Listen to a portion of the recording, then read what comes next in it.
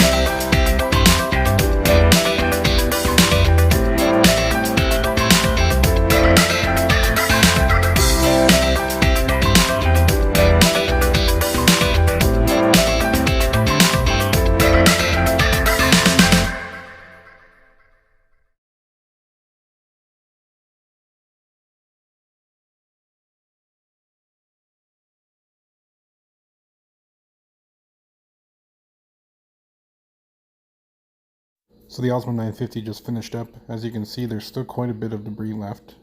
Keep in mind, I only had it set to standard, and I only had to do one pass.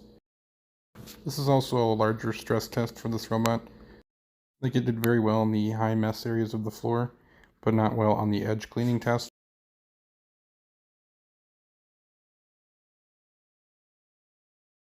This is what the Osmo 950 picked up. It did pick up quite a bit.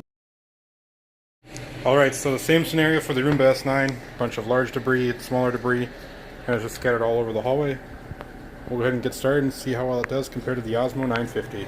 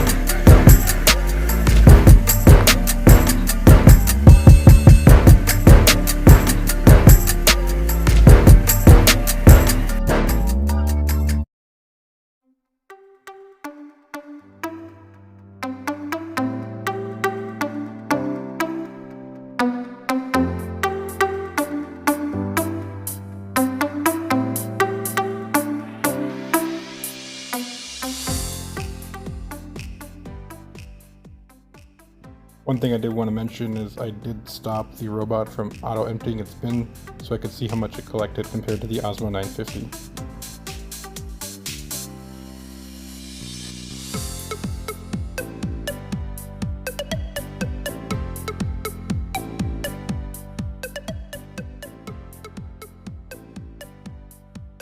Here's what the Roomba S9 picked up. It did pick up quite a bit more than the Osmo 950.